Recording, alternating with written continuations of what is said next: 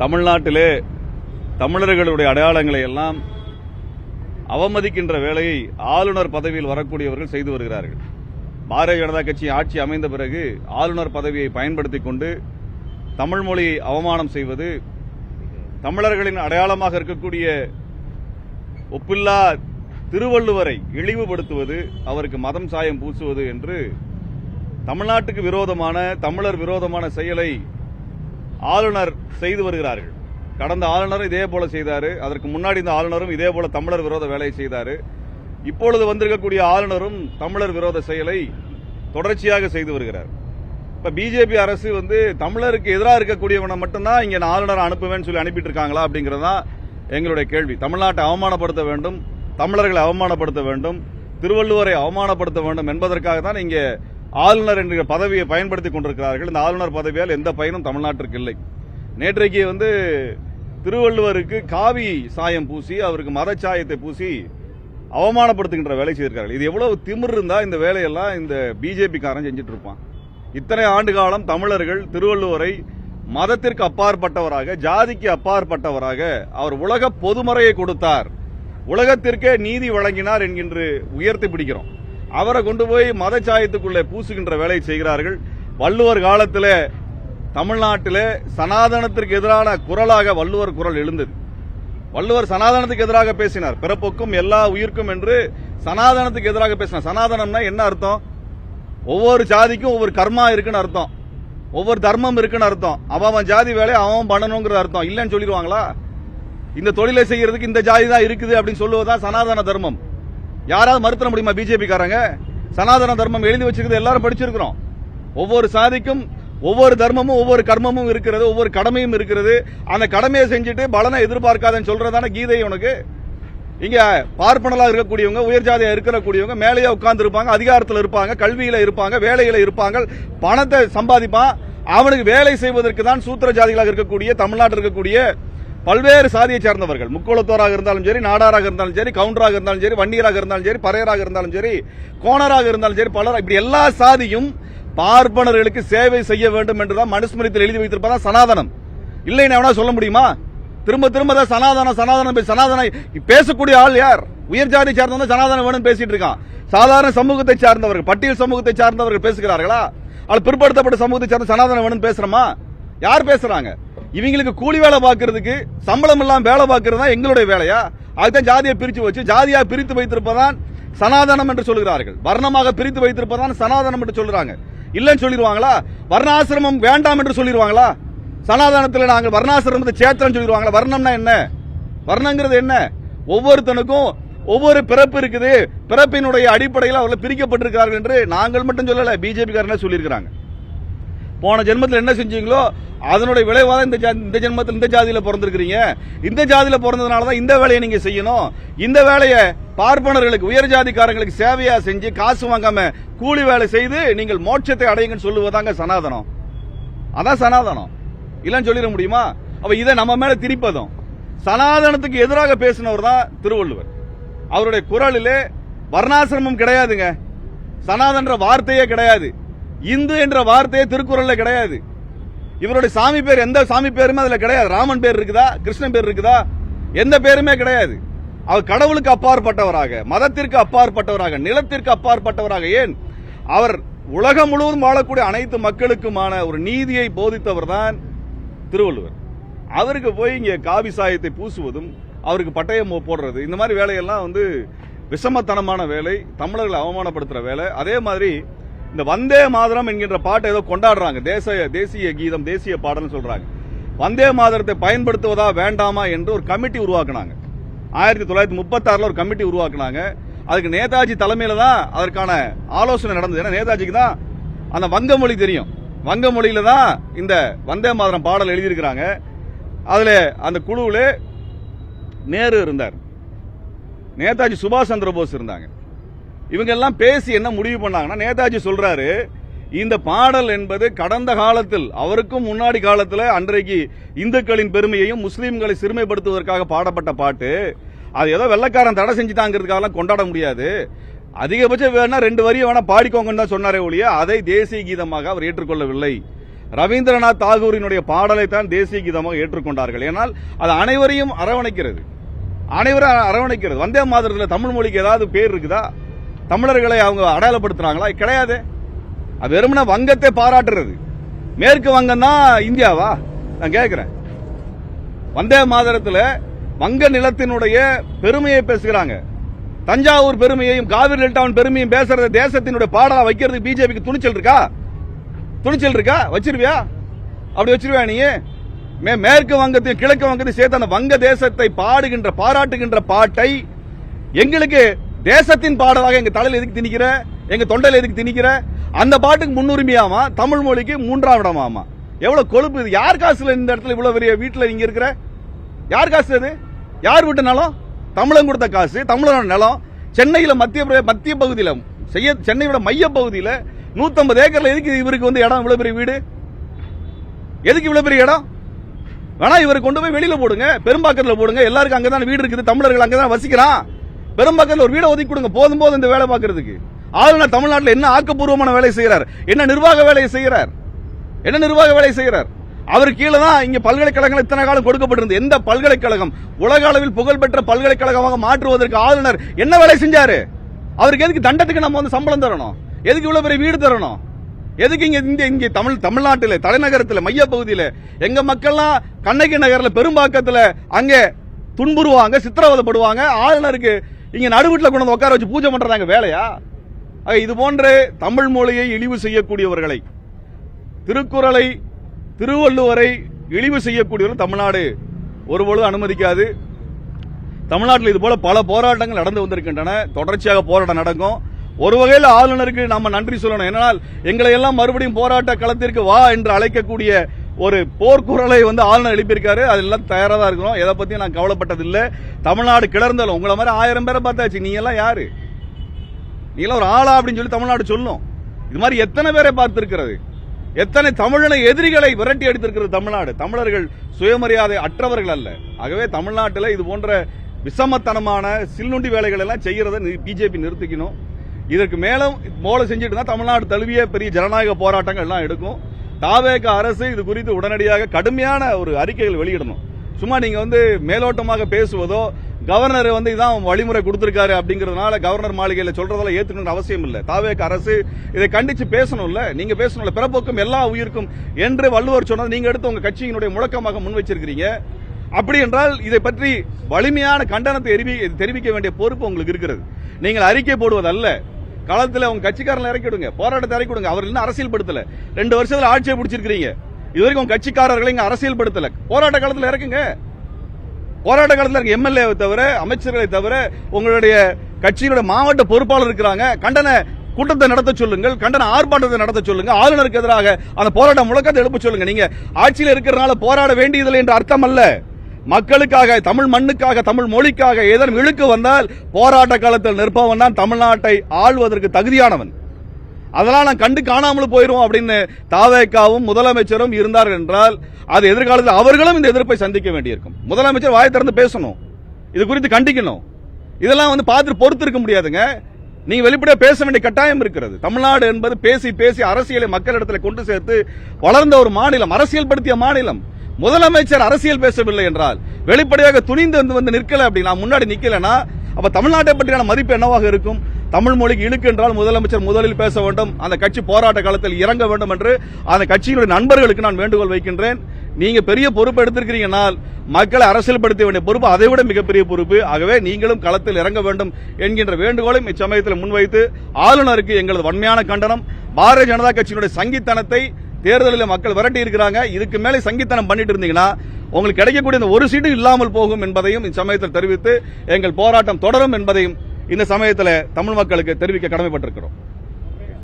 தோழர்களே, இந்த தமிழ் மொழி காப்பதற்காக மே 17 இயக்கத்தினுடைய ஒப்பற்ற தோழர் பொறுப்பாளர் தோழர் சிவா திலீபன் உயிர் கொடுத்திருக்கிறார்.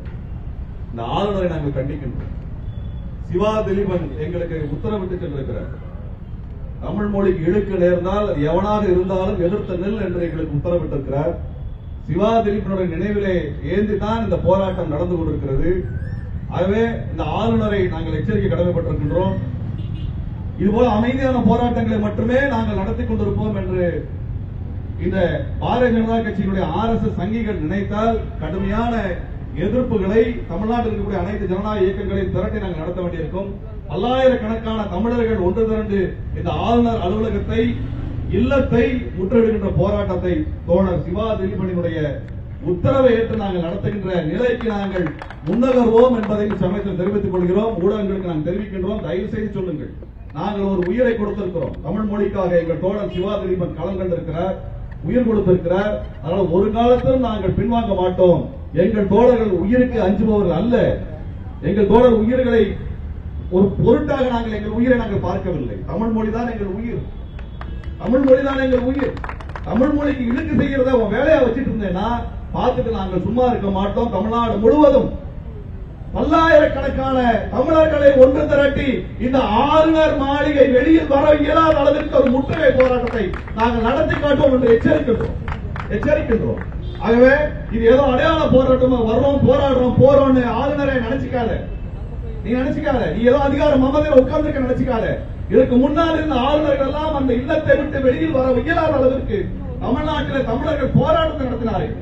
உன்னுடைய எஜமா மோடி வரும் பொழுது அவருக்கு சாலையில் செல்வதற்கு அச்சப்பட்டு அவர் குறுக்கு வழிகளை சென்றது தமிழ்நாட்டில் நடந்த வரலாறு. ஆகவே தமிழர்கள் தமிழ் மொழியை உயிரை கொடுத்து காப்போம் என்பதை இந்த சமயத்தில் ஆளுநருக்கும் பாரதிய ஜனதா கட்சியுடைய கும்பலுக்கும் நாங்கள் எச்சரிக்கை விடுத்து எங்கள் போராட்டத்தை நாங்கள் முன்னகர்த்துவோம். வெளியேறு, வெளியேறு, தமிழ்தாய் வாழ்த்தை அவமதிக்கும் சங்கி ஆளுநரை வெளியேறு, தமிழ்நாட்டை விட்டு வெளியேறு, தமிழர்களை அவமதிக்கும் பிஜேபி RSS வெளியேற்றுவோம், வெளியேற்றுவோம், தமிழ்நாட்டை விட்டு வெளியேற்றுவோம், துரத்தி அடிப்போம், துரத்தி அடிப்போம், தமிழை அவமதிக்கும் துரோகி கும்பலை வெளியேற்றுவோம், துரோகி கும்பலை துரத்தி அடிப்போம். ஆளுநரே, ஆளுநரே, ஆளுநரே, ஆளுநரே, எச்சரிக்கை செய்கின்றோம். தமிழ்தாய் வாழ்த்தை அவமதிக்கும் சங்கி ஆளுநரை எச்சரிக்கிறோம், சங்கி ஆளுநரை எச்சரிக்கிறோம். இழிவுபடுத்தாதே, இழிவுபடுத்தாதே, திருவள்ளுவரை இழிவுபடுத்தாதே. பொங்கி எழுவோம், பொங்கி எழுவோம், தமிழர்கள் நாங்கள் பொங்கி எழுவோம், முற்றுகையிடுவோம், முற்றுகையிடுவோம், ஆளுநர் மாளிகையை முற்றுகையிடுவோம், ஆளுநர் மாளிகையை முற்றுகையிடுவோம். கண்டிக்கின்றோம், கண்டிக்கின்றோம். தமிழ்தாய் வாழ்த்தை அவமதிக்கும் சங்கி ஆளுநரை கண்டிக்கின்றோம்.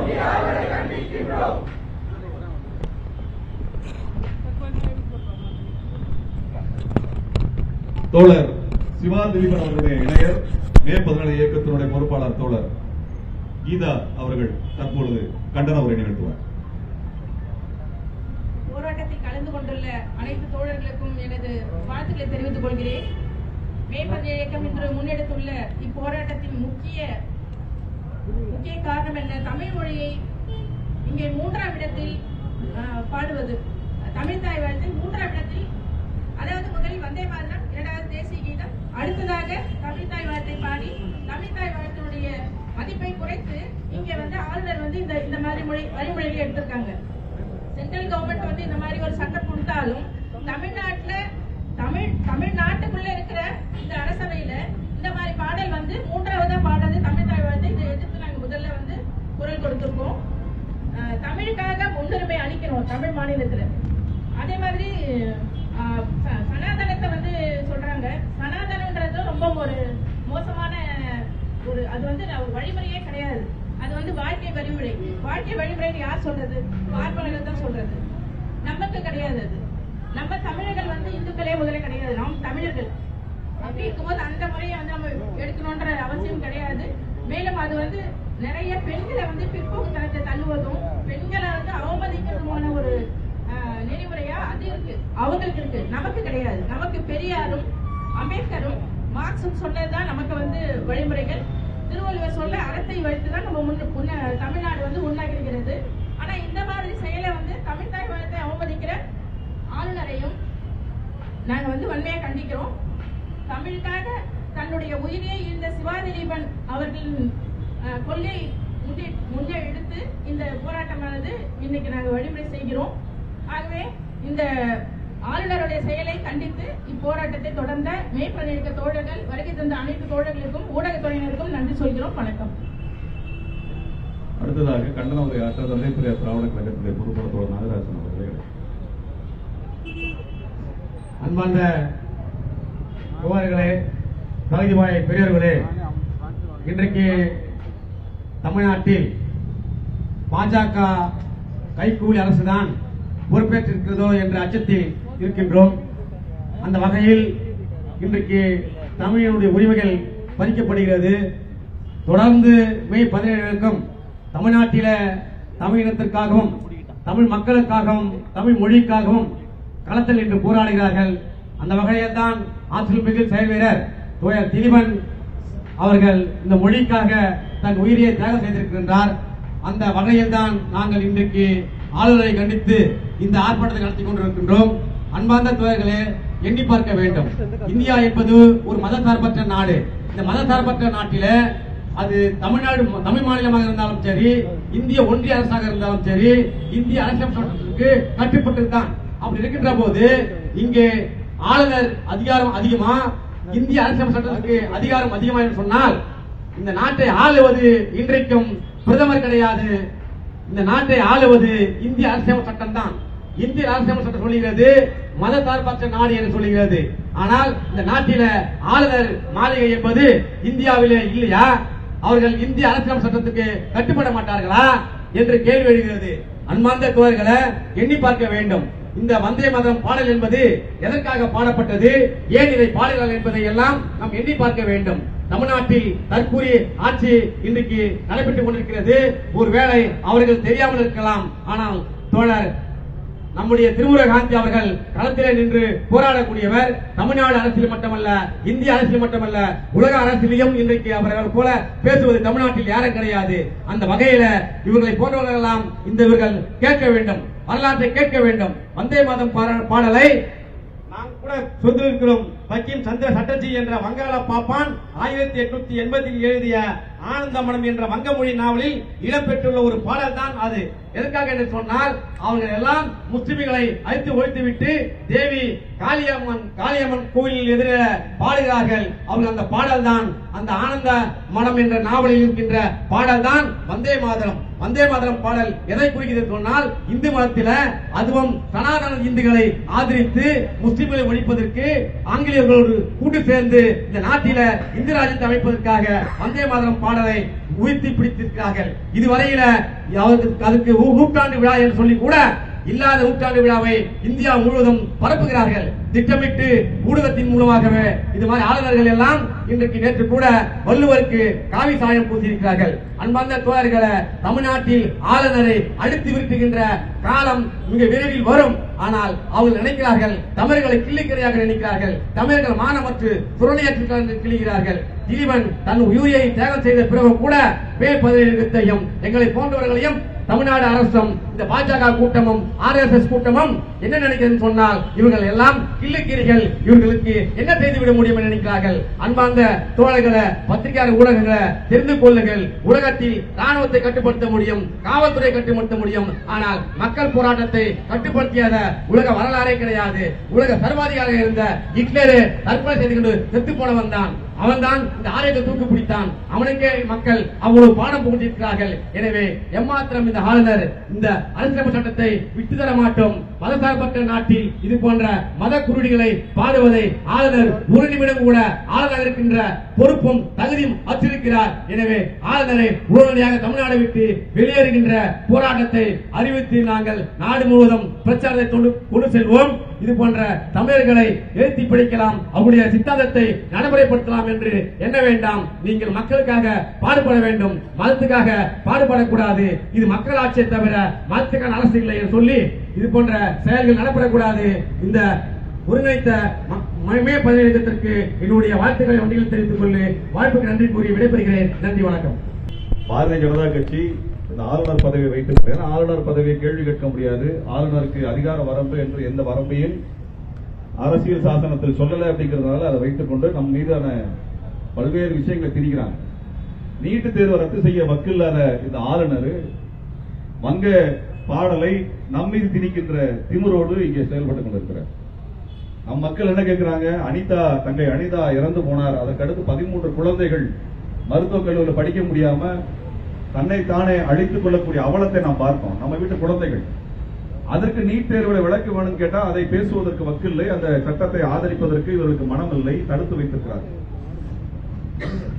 நீட் தேர்வு என்றால் பெரிய யோக்கியமான தேர்வுன்னு பேசினாங்க. இப்ப என்னன்னா நீட் தேர்வுல அந்த வினாத்தால் வெளியில் வந்து விட்டது, ஆகவே நீட் தேர்வை ரத்து செய்கிறோம் என்று சொன்னார்கள். நம் குழந்தைகளினுடைய காதணிகளை கழட்டுவது, உடைகளை கிழிப்பது, அவர் போட்டு வந்திருக்கக்கூடிய செருப்பு வரை அனைத்தையும் பரிசோதனை செய்வதெல்லாம் என்றெல்லாம் சொல்லி நாடகம் நடத்தின அந்த கூட்டம், இந்த திருட்டு கூட்டம் நீட் தேர்வினுடைய தாளை வைத்துக் கொண்டு வியாபாரம் செய்திருக்கிறார், வணிகம் செய்திருக்கிறார்.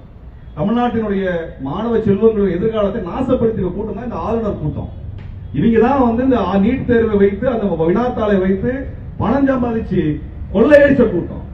நம்முடைய மாணவர்கள் நம்மளுடைய கல்லூரியிலே மருத்துவம் படிப்பதற்கு, நம்ம ஊர்ல நம்ம கட்டின கல்லூரியில நம்ம பிள்ளைகள் மருத்துவம் படிப்பதை தடுக்கக்கூடிய வகையில நீட் தேர்வை கொண்டு வந்திருக்கிறான். அந்த நீட் தேர்வு பெரிய யோக்கியமான தேர்வு. வர்ற குழந்தைகள் எல்லாத்தையும் மாணவர்கள் எல்லாத்தையும் சட்டையை கிழிக்கிறது, காதலியை பார்க்கிறது, வாட்ச புடுங்கிறது, எல்லா வேலையும் பண்ணானு. என்ன பெரிய யோக்கியன் மாதிரி நேர்மை நடத்துற மாதிரியான எல்லா வேலையும் பண்ணானுங்க. ஆனா என்னடாச்சு?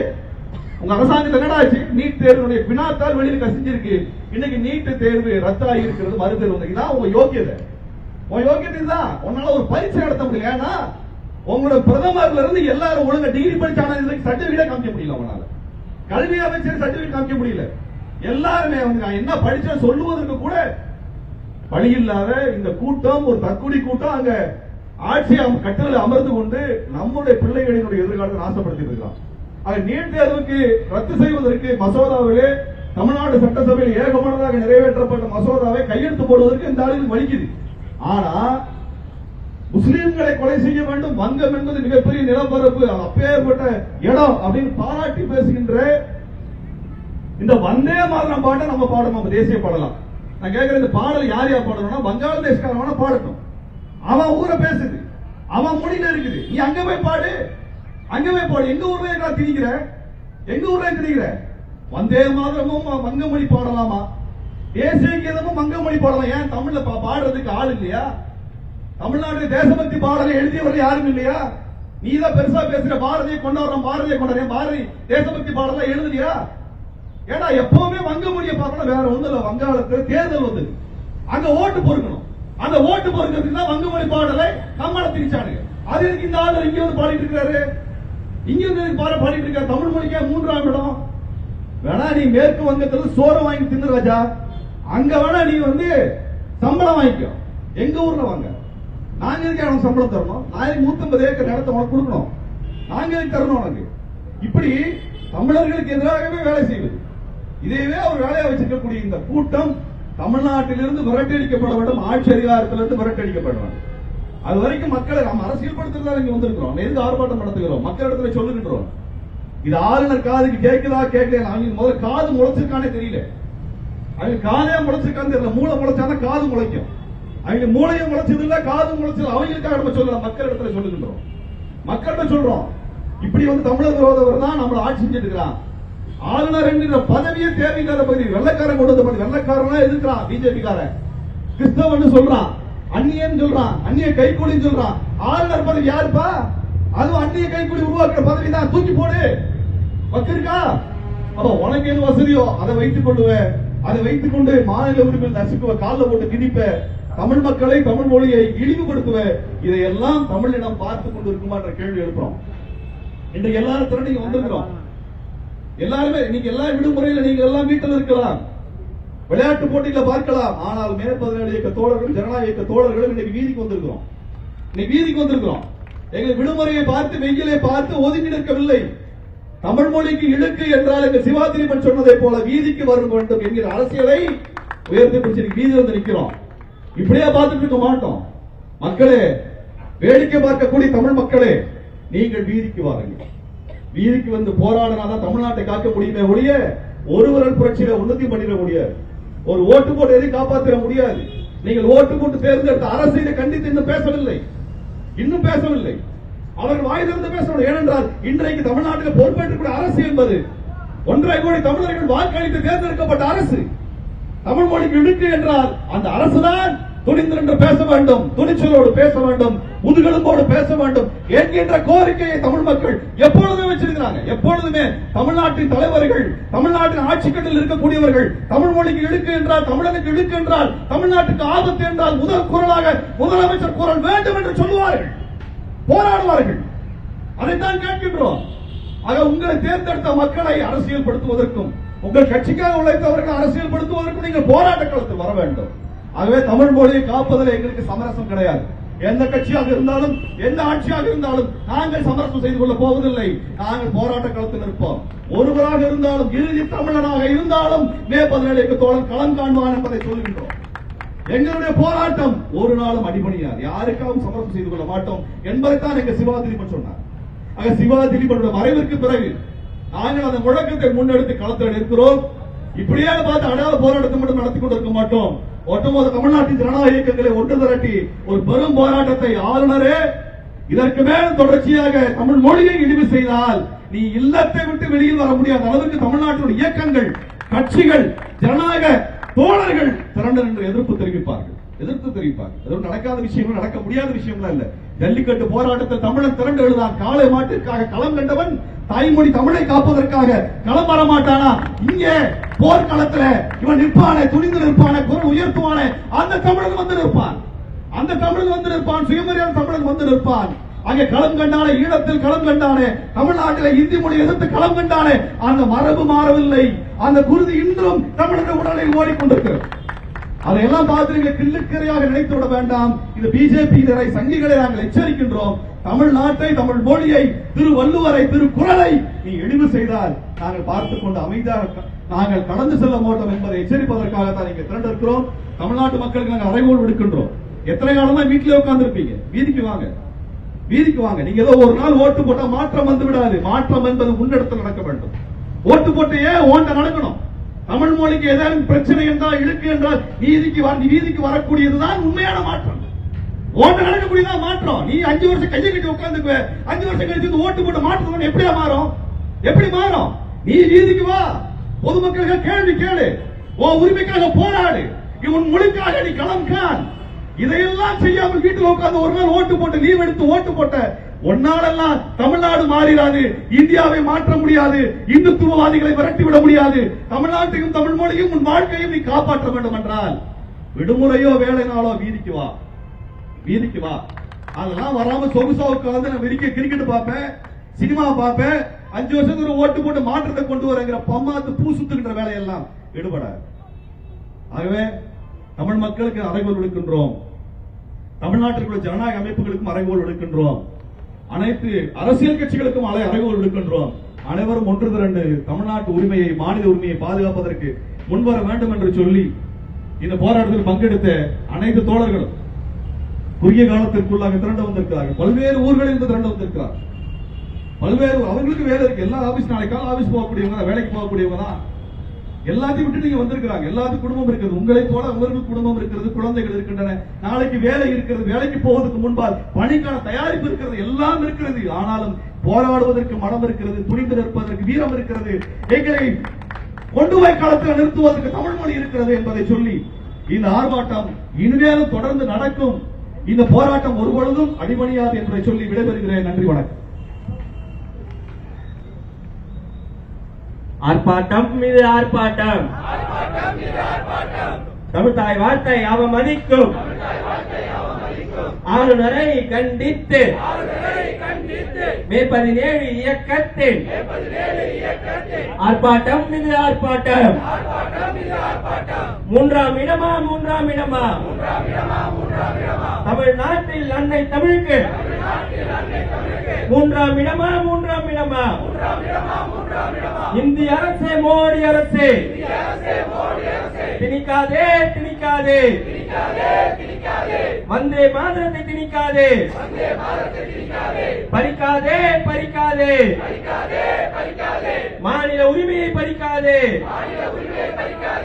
எங்கள் நாடு தமிழ்நாடு எங்கள் நாடு தமிழ்நாடு. தமிழ்தாய் வாழ்த்துக்கு முதலிடம் கொடு தமிழ்தாய் வாழ்த்துக்கு முதலிடம் கொடு. எங்கள் நாடு தமிழ்நாடு எங்கள் நாடு தமிழ்நாடு. தமிழ்தாய் வாழ்த்துக்கு முதலிடம் கொடு தமிழ்தாய் வாழ்த்துக்கு முதலிடம் கொடு. ஆளுநரே ஆளுநரே ஆளுநரே ஆளுநரே RSS ஆளுநரே RSS ஆளுநரே செய்யாதே செய்யாதே செய்யாதே செய்யாதே தங்கி வேலையை செய்யாதே தங்கி வேலையை செய்யாதே. வெல்லட்டும் வெல்லட்டும் வெல்லட்டும் வெல்லட்டும்.